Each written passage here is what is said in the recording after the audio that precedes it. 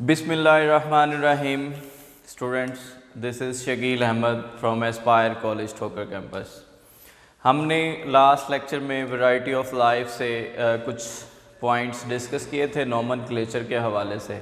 आज हम लोग वैरायटी ऑफ लाइफ में मज़ीद 2 to 5 किंगडम क्लासिफिकेशन को डिस्कस करेंगे। अब बच्चों, 2 to 5 किंगडम क्लासिफिकेशन बहुत ही आसान टॉपिक है। इसमें से 5 किंगडम क्लासिफिकेशन से लॉन्ग क्वेश्चन आता है और इसमें शॉर्ट भी हैं, हम उनको भी डिस्कस करेंगे। तो बेसिकली ये एक्सप्लेन कर रहा है 2 to 5 किंगडम सिस्टम। 2 से स्टार्ट हुए थे और 5 तक इनको अरेंज किया गया ऑर्गेनिजम्स को। देखिए, सबसे पहले हमारे पास 2 किंगडम क्लासिफिकेशन थी। अब 2 किंगडम क्लासिफिकेशन के मुताबिक 2 किंगडम्स हैं हमारे पास, एक किंगडम एनिमिलिया है और एक किंगडम प्लांटी। इसमें बेसिक जो रीजन बनाई गई थी वो प्लांटी में ऑटोट्रॉफ्स हैं और एनिमिलिया में हेटरोट्रॉफ्स हैं। अब ये बेसिकली 2 ग्रुप बनाए गए। जो हेटरोट्रॉफ्स थे वो एनिमिलिया में प्लेस किए गए, जो ऑटोट्रॉफ्स थे वो प्लांटी में प्लेस किए गए। कुछ ऐसे थे जिनके करैक्टरिस्टिक्स दोनों की तरह के थे, कुछ प्लांट्स के भी थे और एनिमिलिया के भी थे। अब इस चीज़ को मैनेज करने के लिए डिफेक्ट्स हैं कि अब इस 2 किंगडम क्लासिफिकेशन के कुछ डिफेक्ट्स हैं और ये एक शॉर्ट क्वेश्चन है।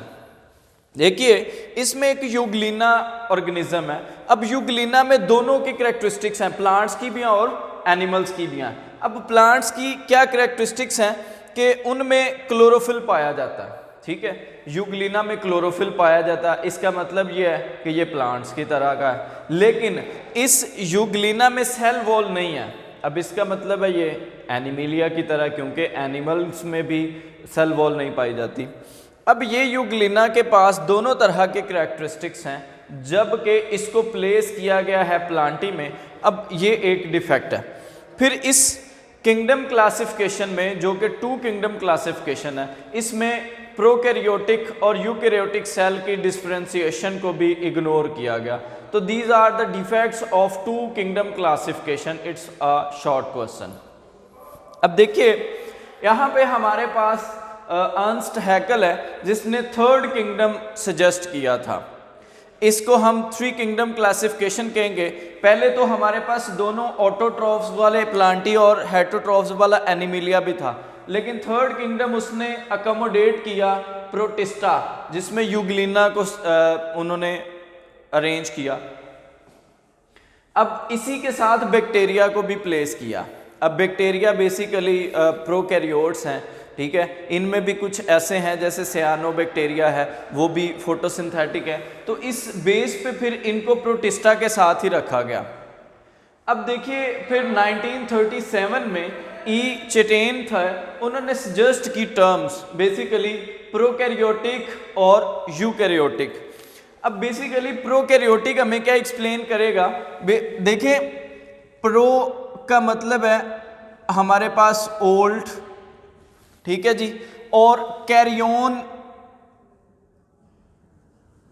न्यूक्लियस है। अब ये 2 बेसिक वर्ड्स आपने ज़हन में रखने।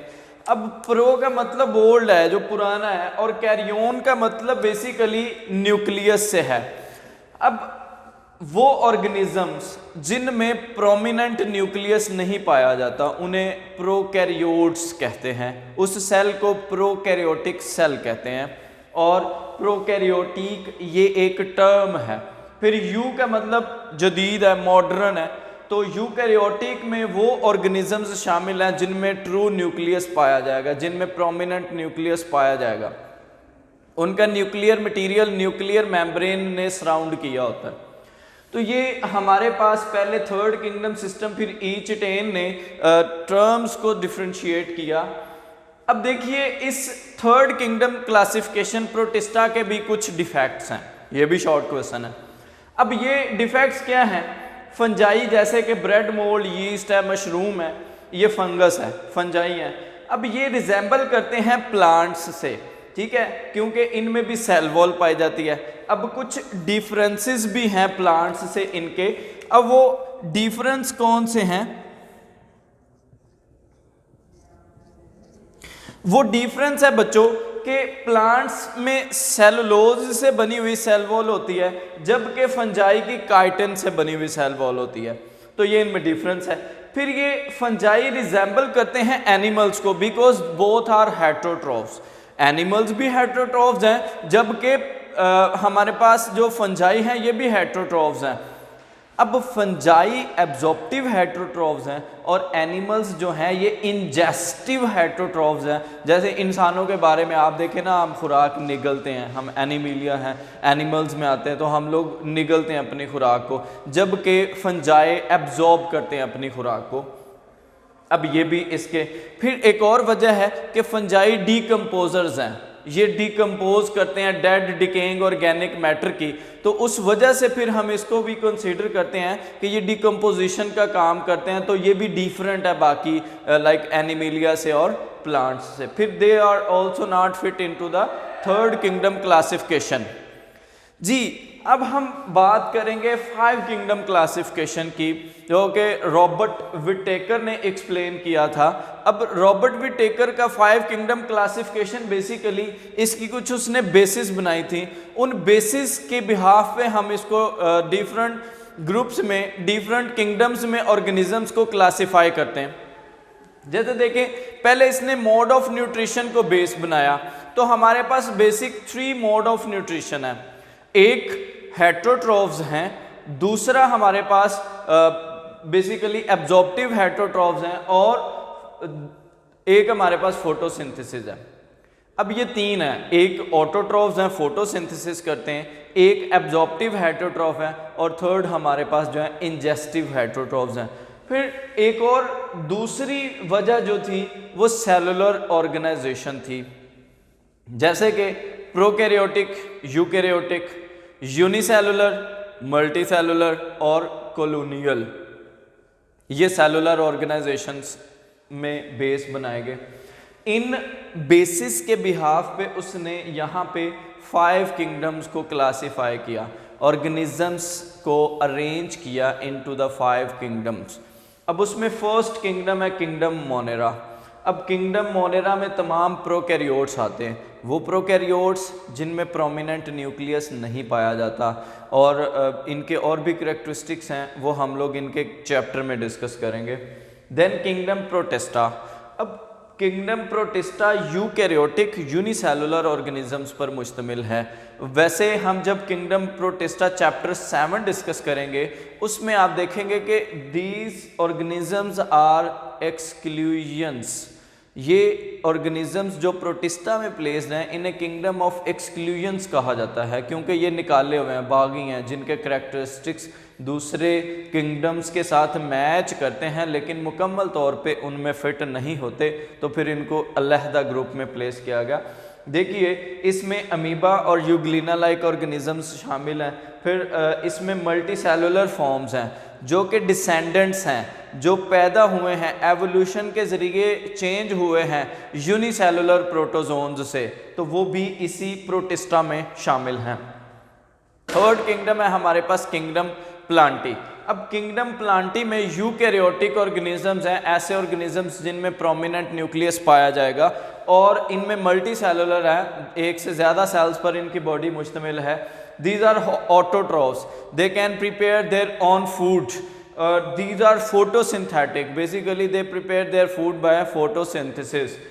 अब इनके सेल में सेलुलोज पाई जाती, सेल वॉल पाई जाती है, और cell wall is composed of cellulose.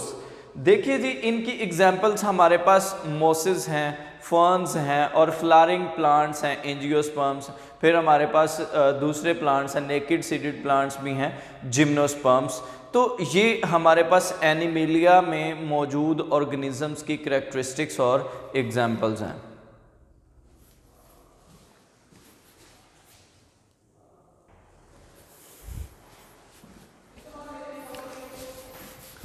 जी, तो हमारे पास पहले किंगडम प्लांटी को हमने डिस्कस किया था, अब हम फोर्थ किंगडम फंजाई को डिस्कस करने वाले हैं। अब किंगडम फंजाई में यूकैरियोटिक मल्टीसेलुलर ऑर्गेनिजम्स शामिल हैं। अब ये यूकैरियोटिक मल्टीसेलुलर के साथ साथ दीज आर हेटेरोट्रॉफ्स। हेटरोट्रॉफ्स ये अपनी खुराक खुद तैयार नहीं कर सकते, दूसरों से हासिल करेंगे। अब इनकी कैटेगरी ये है कि ये एब्जॉर्प्शन के ज़रिए इन्होंने अपनी खुराक हासिल करनी होती है, तो इनका mode of nutrition basically absorption है। अब देखिए इनमें डिकम्पोजर्स होते हैं, डेड डिकेइंग ऑर्गेनिक मैटर के ये डिकम्पोजर्स होते हैं। अब यहाँ पे देखिए इनमें हमारे पास बेसिकली सेल वॉल पाई जाती है और उस सेल वॉल में काइटिन मौजूद होता है। अब काइटिन के साथ देखें जी ये सिक्रीट करते हैं अपने डाइजेस्टिव एंजाइम्स, और उन एंजाइम्स के ज़रिए डेड डिकेइंग ऑर्गेनिक मैटर की ब्रेक डाउन करते हैं, डिकम्पोजिशन करते हैं, और उस डिकम्पोजिशन के साथ फिर उनको एब्जॉर्ब करते हैं और अपनी बॉडी में उनको यूटिलाइज करते हैं। तो न्यूट्रिशन इस तरीके से हासिल करते हैं। जैसे कि हमने लिखा कि ये मल्टी सेलुलर होते हैं, तो मैं बताता चलूँ ये आपके यहाँ 5 किंगडम क्लासिफिकेशन में ऐसे लिखा हुआ है, जबकि इनमें यूनिसेलुलर भी होते हैं। यीस्ट एग्जाम्पल है उसकी।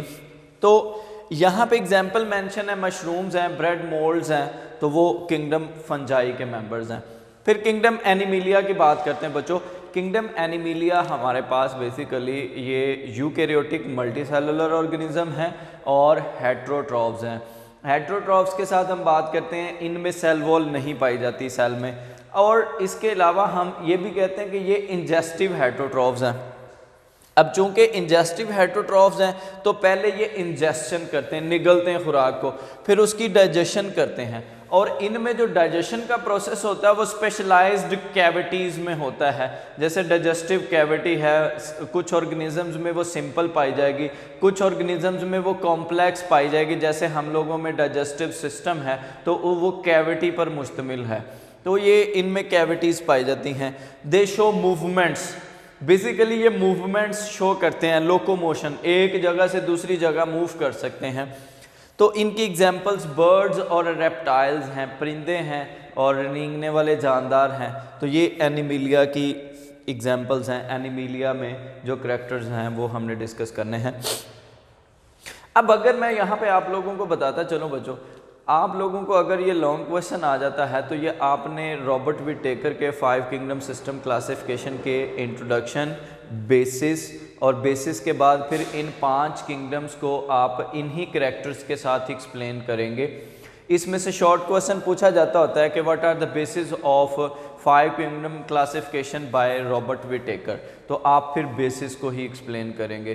तो ये हमारे पास 5 kingdom system classification of Robert Whittaker है जी। लिन मार्गोलिस और कैरोलिन शिवार्ट्स, इन दोनों ने मॉडिफाई किया by considering cellular organisation, mode of nutrition, cytology, genetics, organelles of symbiotic origin.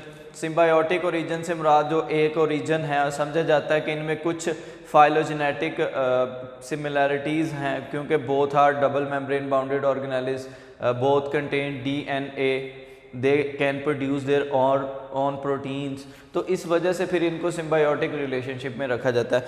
तो लिन मार्गोलिस और शिवार्ट्स ये कहना चाहता है कि इन करेक्टरिस्टिक्स को हम कंसीडर करना चाहिए जब हम क्लासिफिकेशन करें ऑर्गेनिजम्स इनटू डिफरेंट ग्रुप्स और into kingdoms.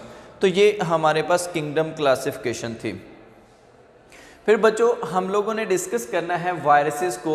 Short smart syllabus के अकॉर्डिंग हमारे पास वायरसेस के कुछ करैक्टरिस्टिक्स को, जैसे इसके इंट्रोडक्शन को एक्सक्लूड किया गया है, तो फिर हमने इसके करैक्टरिस्टिक्स से स्टार्ट करना है।